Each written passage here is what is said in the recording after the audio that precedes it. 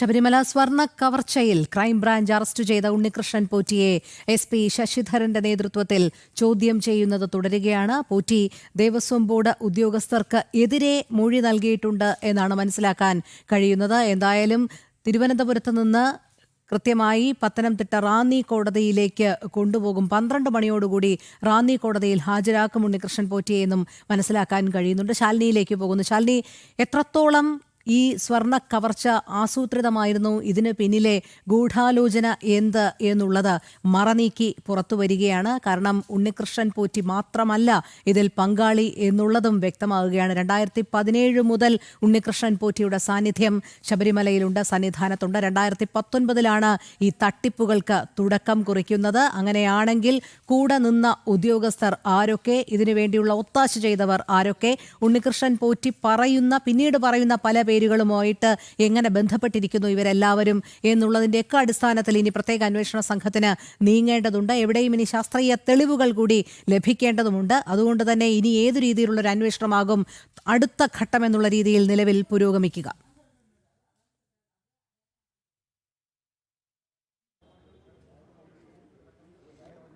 രോഹിണി സൂചിപ്പിച്ചതുപോലെ തന്നെയാണ് ഉന്നത ഉദ്യോഗസ്ഥർ, അതായത് ദേവസ്വം ബോർഡിലെ അടക്കം ഉന്നത ഉദ്യോഗസ്ഥരെ പ്രതിക്കൂട്ടിൽ നിർത്തിക്കൊണ്ട് തന്നെയാണ് ഇപ്പോൾ ഉണ്ണികൃഷ്ണൻ പോറ്റിയെ കൃത്യമായ മൊഴി അന്വേഷണ സംഘത്തിന് നൽകിയിട്ടുള്ളത്. അതായത് ഇന്ന് പുലർച്ചെ 2:30 പ്രത്യേക അന്വേഷണ സംഘം അദ്ദേഹത്തിനെ ഇവിടെ തിരുവനന്തപുരത്തെ ക്രൈംബ്രാഞ്ചിൻ്റെ പ്രത്യേക ഓഫീസിൽ എത്തിച്ച് അറസ്റ്റ് രേഖപ്പെടുത്തിയതിനു ശേഷം 10 മണിക്കൂറിലേറെ നീണ്ട ചോദ്യം ചെയ്യലുകൾ, ആ 10 മണിക്കൂർ നീണ്ടുനിന്ന ചോദ്യം ചെയ്യലുകളുടെ ഒടുവിലായിരുന്നു അദ്ദേഹത്തിൻ്റെ അറസ്റ്റ് രേഖപ്പെടുത്തുന്നത്. അറസ്റ്റ് രേഖപ്പെടുത്തിയതിനു ശേഷം അദ്ദേഹത്തിനെ വൈദ്യപരിശോധനയ്ക്കായി കൊണ്ടുപോയി. SIT അന്വേഷണം തുടങ്ങി 6-ാം ദിവസമാണ് അദ്ദേഹത്തിനെ അറസ്റ്റ് രേഖപ്പെടുത്തുന്നത്.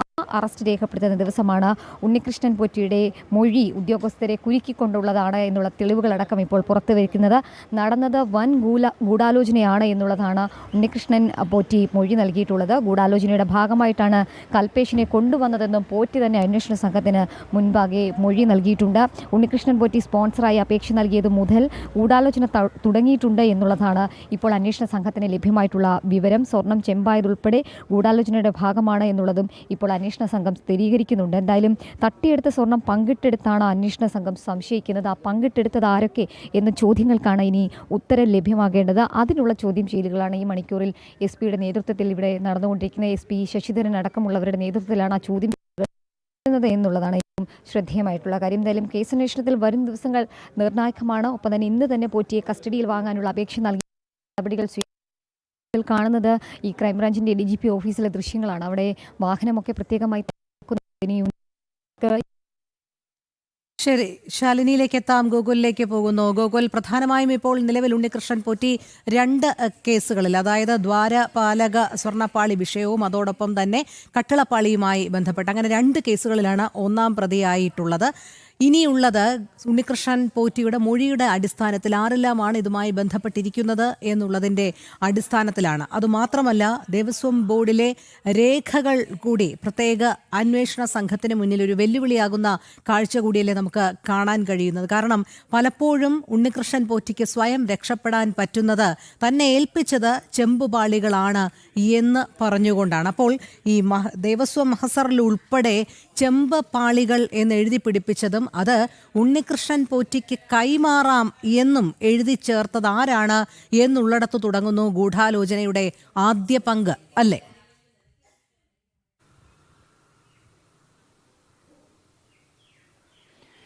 തീർച്ചയായിട്ടും അന്വേഷണം ഏതായാലും ഇനി ആ നിലയ്ക്ക് തന്നെയാണ് നീങ്ങേണ്ടത് രോഹിണി. കാരണം ഈ ദേവസ്വം ഉദ്യോഗസ്ഥർക്കടക്കം ഇതുമായി ബന്ധപ്പെട്ട് കൃത്യമായിട്ടുള്ള പങ്കുണ്ട്.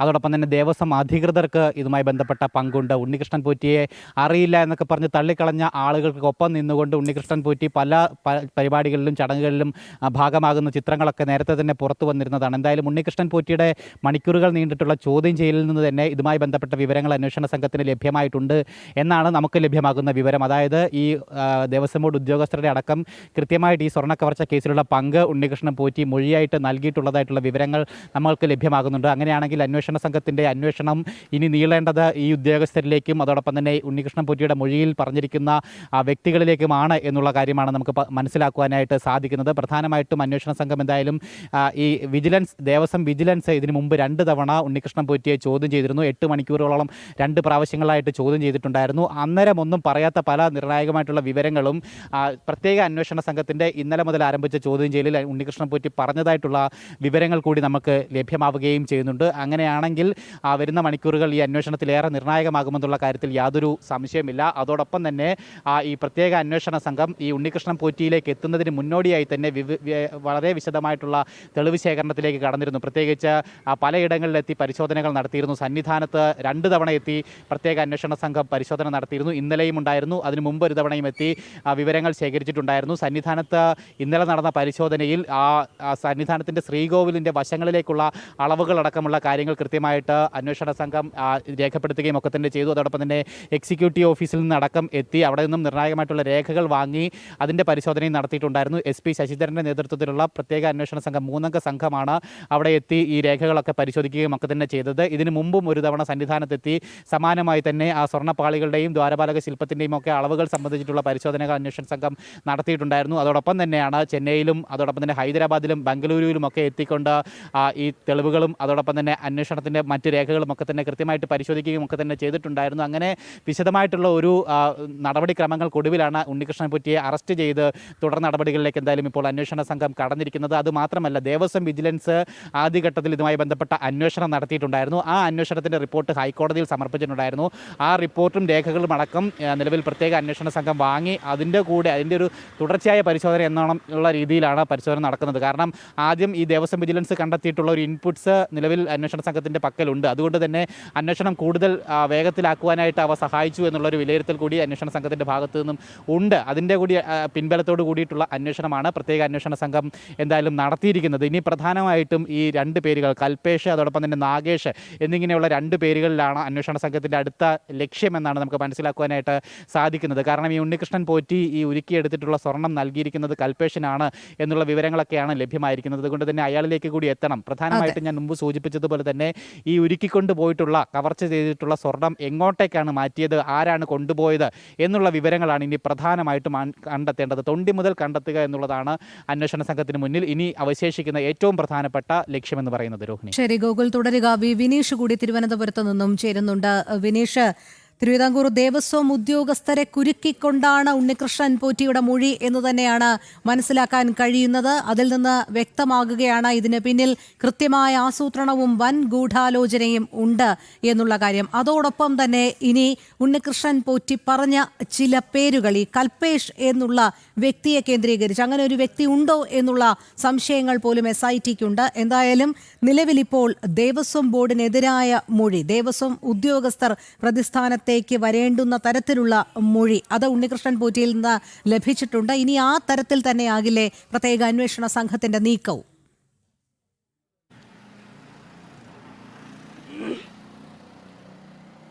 തീർച്ചയായിട്ടും രോഹിണി, വലിയൊരു ഗൂഢാലോചനയാണ് ഈ ഒരു സ്വർണ്ണപ്പാളി കടത്തിയതുമായി ബന്ധപ്പെട്ടുള്ള വിഷയത്തിലുണ്ടായിരിക്കുന്നത്. സ്വർണ്ണക്കട്ടള പാളിയും ഒപ്പം തന്നെ ദ്വാരപാലക ശില്പത്തിൻ്റെ പാളി കടത്തിയതുമായി ബന്ധപ്പെട്ടുള്ള വലിയ ഗൂഢാലോചന. ആ വലിയ ഗൂഢാലോചനയുടെ ചുരുളഴിയുന്നു എന്നതാണ് ഏറ്റവും പ്രധാനപ്പെട്ട കാര്യം. അന്വേഷണ സംഘത്തിൻ്റെ അന്വേഷണം പുരോഗമിക്കുമ്പോഴും ഉണ്ണികൃഷ്ണൻ പോറ്റി നൽകിയ മൊഴികൾ പൂർണ്ണമായും അന്വേഷണ സംഘം ഇപ്പോഴും വിശ്വസിച്ചിട്ടില്ല. കാരണം 2 കേസുകളാണ് ഈ വിഷയത്തിൽ ഇപ്പോൾ ഉണ്ണികൃഷ്ണൻ പോറ്റിയുടെ അറസ്റ്റായി രേഖപ്പെടുത്തിയിട്ടുള്ളത്. ഒരു കേസിൽ 10 പ്രതികളും 2-ാമത്തെ കേസിൽ 8 പ്രതികളുമാണ് ഉള്ളത്. 1-ാമത്തെ കേസ് കട്ടളപ്പാളി കടത്തിയതുമായി ബന്ധപ്പെട്ട് അത് സ്വർണം പൂശാൻ കൊണ്ടുപോയതിൽ വലിയ രീതിയിലുള്ള ഗൂഢാലോചന നടന്നു എന്ന് സംബന്ധിച്ചുള്ള ഒരു കേസ്. അതിൽ സ്വർണം അടിച്ചു മാറ്റി, പ്രത്യേകിച്ച് ദേവസ്വം ഉദ്യോഗസ്ഥരും ജീവനക്കാരും അടക്കുന്ന സംഘം അവരുടെ ഒരു ഗൂഢാലോചനയുടെ ഭാഗമായി തന്നെയാണ് ഈ സ്വർണം അടിച്ചു മാറ്റുന്ന തരത്തിലേക്ക് നീങ്ങിയത് എന്നതാണ് 1-ാമത്തെ കേസ്. 2-ാമത്തെ കേസ് ഈ ദ്വാരപാലക ശില്പത്തിലെ സ്വർണ്ണ സ്വർണ്ണപ്പാളി കടത്തിയതുമായി ബന്ധപ്പെട്ട വിഷയമാണ്. ആ ദ്വാരപാലക ശില്പത്തിൽ സ്വർണ്ണപ്പാളി കടത്തിയതുമായി ബന്ധപ്പെട്ട വിഷയത്തിൽ വലിയ രീതിയിലുള്ള സ്വർണം മോഷ്ടിക്കാനായി വലിയ ശ്രമം നടത്തി അത് മോഷ്ടിച്ചു മാറ്റിയിരിക്കുന്നു. അതിൻ്റെ ഭാഗമായിട്ടാണ് ഈ രണ്ടാമത്തെ പ്രതിയെ എത്തിക്കുന്നത് എന്നെ സംബന്ധിച്ചുള്ള ഒരു ഗൂഢാലോചന. ആ ഗൂഢാലോചനയുടെ ഭാഗമായാണ് ഈ രണ്ടാമത്തെ പ്രതി ഇവിടേക്ക് എത്തുന്നത് എന്ന് സംബന്ധിച്ചുള്ള വിവരങ്ങൾ തന്നെയാണ് ഇപ്പോൾ പ്രത്യേക അന്വേഷണ സംഘത്തിന് ലഭിച്ചിട്ടുള്ളത്. എന്തായിരുന്നാലും നിർണായകമായ മൊഴികൾ ഉണ്ണികൃഷ്ണൻ പോറ്റിയുടെ ഭാഗത്തു നിന്നുണ്ടാകുന്നു. പക്ഷേ ഉണ്ണികൃഷ്ണൻ പോറ്റി ഇപ്പോഴും നിലപാട് സ്വീകരിച്ചിരിക്കുന്നത് ഇത്തരത്തിലാണ്.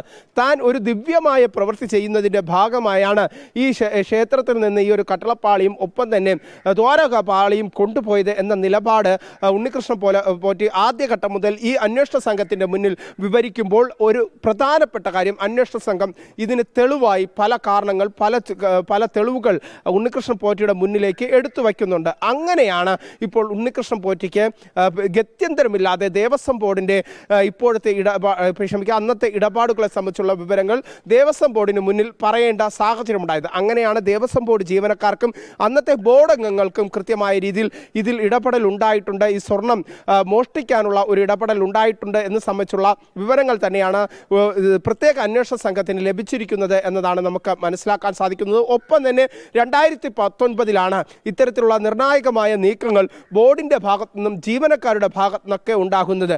ആ ഒരു നിർണായക നീക്കത്തിൻ്റെ ഭാഗമായാണ് വലിയ ഗൂഢാലോചനകൾ നടന്നിരിക്കുന്നത് എന്നതാണ് പ്രധാനമായും അന്വേഷണ സംഘത്തിന് മനസ്സിലാക്കാൻ സാധിക്കുന്നത്. അതിൻ്റെ അടിസ്ഥാനത്തിലാണ് ഇന്ന് രാവിലെ 2:30 ഇന്ന് പുലർച്ചെ 2:30 ഉണ്ണികൃഷ്ണൻ പോറ്റിയുടെ അറസ്റ്റ് ഈ പ്രത്യേക അന്വേഷണ സംഘം രേഖപ്പെടുത്തുന്നത്. ഈ അറസ്റ്റ് രേഖപ്പെടുത്തുന്നതോടുകൂടി നമുക്ക് മനസ്സിലാക്കാൻ സാധിച്ചത് നിർണായകമായ തെളിവുകൾ ഈ പ്രത്യേക അന്വേഷണ സംഘത്തിൻ്റെ കയ്യിൽ ലഭിച്ചിട്ടുണ്ട്. അതിൻ്റെ അടിസ്ഥാനത്തിൽ തന്നെയാണ് ഇത്തരത്തിലുള്ള ഒരു നടപടിയിലേക്ക് പോയിരിക്കുന്നത്. അല്പസമയത്തിനകം തന്നെ തിരുവനന്തപുരത്തെ ക്രൈംബ്രാഞ്ച് ഓഫീസിൽ നിന്നും അദ്ദേഹത്തെ ഉടനെ ഉണ്ണികൃഷ്ണൻ പോറ്റിയെ റാന്നിയിലെ കോടതിയിലേക്ക് ഹാജരാക്കും എന്നതാണ് നമുക്ക് മനസ്സിലാക്കാൻ സാധിക്കുന്നത്. കാരണം കഴിഞ്ഞ ദിവസം രാവിലെയാണ് ഉണ്ണികൃഷ്ണൻ പോറ്റിയെ ഈ പ്രത്യേക അന്വേഷണ സംഘം പിടികൂടുന്നത്.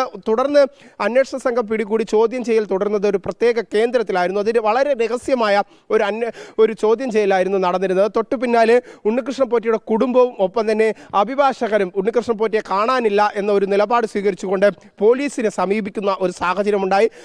ഇത്തരത്തിൽ പ്രത്യേക അന്വേഷണ സംഘമാണ് അദ്ദേഹത്തെ കഴിഞ്ഞ ദിവസം പുലർച്ചയോടുകൂടി വീട്ടിൽ നിന്ന് കൂട്ടിക്കൊണ്ടു പോകുന്നത് എന്ന നിലപാടുമായാണ് അദ്ദേഹത്തിൻ്റെ അഭിഭാഷകൻ അടക്കമുള്ളവർ പോലീസ് സ്റ്റേഷനിലേക്ക് എത്തുന്നത്. തുടർന്നാണ് പ്രത്യേക അന്വേഷണ സംഘം അവിടെ നിന്ന് ഈ ക്രൈംബ്രാഞ്ച് ഓഫീസിലേക്ക് ഉണ്ണികൃഷ്ണൻ പോറ്റി എത്തിക്കുന്നത്. എന്തായിരുന്നാലും നിർണായകമായ തെളിവുകളിലേക്ക് ഇപ്പോൾ പ്രത്യേക അന്വേഷണ സംഘം എത്തിയിരിക്കുന്നു എന്നതാണ് നമുക്ക് മനസ്സിലാക്കാൻ സാധിക്കുന്നത്. ആ ഒരു നിർണായക സാഹചര്യം അല്ലെങ്കിൽ അത്തരത്തിലുള്ള തെളിവുകൾ ലഭിച്ചതിൻ്റെ അടിസ്ഥാനത്തിൽ തന്നെയാണ് പ്രത്യേക അന്വേഷണ സംഘം ഇപ്പോഴത്തെ സാഹചര്യത്തിൽ ഉണ്ണികൃഷ്ണൻ പോറ്റിയെ കോടതിയിൽ ഹാജരാക്കാനുള്ള നീക്കത്തിലേക്ക് എത്തുന്നതും. ശരി വിനീഷ്, തുടരുക. ശാലിനിയിലേക്ക് പോകുന്നു. ശാലിനി, 7 മണിയോടുകൂടി ഉണ്ണികൃഷ്ണൻ പോറ്റിയെയും കൊണ്ട് പത്തനംതിട്ട റാന്നി കോടതിയിലേക്ക് പോകും എന്നാണ് അറിയിച്ചിരുന്നത്. ഇപ്പോൾ അരമണിക്കൂർ പിന്നിട്ടിരിക്കുകയാണ്. ഇപ്പോഴും അതിൻ്റെ നടപടിക്രമങ്ങൾ, തിരക്കിട്ട നടപടികൾ തന്നെയാണോ അവിടെ നടക്കുന്നത്? എന്താണ് കാലതാമസം? ഒരുപക്ഷെ SP ശശിധരന്റെ നേതൃത്വത്തിലുള്ള സംഘം ചോദ്യം ചെയ്യൽ പൂർത്തിയാക്കിയതിന് ശേഷം മാത്രമേ അവിടെ നിന്നും ഇറങ്ങുകയുള്ളൂ.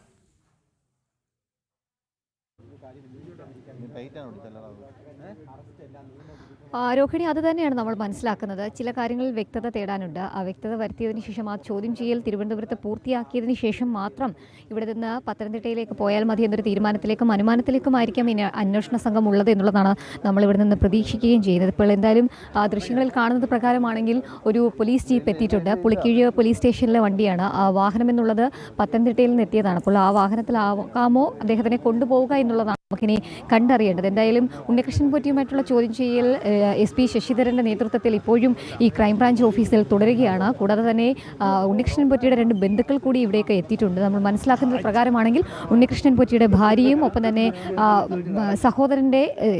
സഹോദരിയുടെ ഭർത്താവുമാണ് എന്നുള്ളതാണ് നമ്മൾ മനസ്സിലാക്കുന്നത്. അപ്പോൾ ഇവിടെ നിന്ന് കൊണ്ടുപോകുന്നതിന് മുൻപുള്ള പ്രൊസീജിയർ അത് പൂർത്തീകരിക്കുകയാണ് അവരെ ഇവിടേക്ക് എത്തിച്ചതിൻ്റെ ലക്ഷ്യം എന്നുള്ളതാണ് നമ്മൾ മനസ്സിലാക്കുകയും ചെയ്യുന്നത്. എന്തായാലും നിർണായക നടപടിയിലൂടെ ഇപ്പോൾ ക്രൈംബ്രാഞ്ച് ഓഫീസ് കടന്നു കടന്നുപോയിക്കൊണ്ടിരിക്കുകയാണ്. ഏതാനും നിമിഷങ്ങൾക്കകം തന്നെ അദ്ദേഹത്തിന് ഈ വാഹനത്തിൽ നിന്നും പത്തനംതിട്ടയിലേക്ക് കൊണ്ടുപോകും എന്നുള്ളതാണ് പ്രതീക്ഷിക്കുന്നത്. അപ്പോൾ തന്നെ റാന്നിയിൽ എത്തിച്ച് റാന്നി കോടതിയിൽ ഹാജരാക്കുക, അവിടെ നടപടികൾ പൂർത്തിയാക്കുക. ഇന്നലെ കസ്റ്റഡിയിൽ എടുത്തതിന് ശേഷം ഇതുവരെ അറസ്റ്റ് രേഖപ്പെടുത്തിയത് വരെയുള്ള നടപടിക്രമങ്ങൾ പോലീസ്, അന്വേഷണ സംഘം അടക്കമുള്ളവർ കോടതിയിൽ വിശദീകരിക്കും. അതിനുശേഷം കസ്റ്റഡി അപേക്ഷ ഇന്ന് തന്നെ സമർപ്പിക്കുമെന്നുള്ളതാണ് കോടതിയിൽ എന്നുള്ളതാണ് നമുക്കിപ്പോൾ ഈ ഘട്ടത്തിൽ മനസ്സിലാക്കാൻ സാധിക്കുന്നത്. ശേഷം ഇന്ന് തന്നെ കസ്റ്റഡിയിൽ വാങ്ങി കൂടുതൽ ചോദ്യം ചെയ്യലുകളും തെളിവെടുപ്പും അടക്കമുള്ള നടപടികളിലേക്ക് കടക്കാനുള്ള സാഹചര്യങ്ങളും സാധ്യതകളുമാണ് SIT സ്വീകരിക്കുന്നത് എന്നുള്ളതാണ്. എന്തായാലും നിർണായകമായ ഘട്ടത്തിൽ നിർണായകമായ അറസ്റ്റ് ഇപ്പോൾ ഔദ്യോഗികമായി സ്ഥിരീകരിക്കുന്നു, രേഖപ്പെടുത്തിയിരിക്കുന്നു. മെഡിക്കൽ അടക്കമുള്ള നടപടികൾ ഇന്ന് രാവിലെ 2:30 നടത്തി. അതിനുശേഷമാണ് ഇവിടെ എത്തിച്ച് വീണ്ടും ഇപ്പോൾ SP-യുടെ നേതൃത്വത്തിൽ ചോദ്യം ചെയ്യൽ പുരോഗമിക്കുന്നത് എന്നുള്ളതാണ്. എന്തായാലും രോഹിണി സൂചിപ്പിച്ചതുപോലെ തന്നെ അധിക കാലതാമസം എന്തായാലും ഉണ്ടാകില്ല. അല്പസമയത്തിനകം തന്നെ അദ്ദേഹത്തിനെ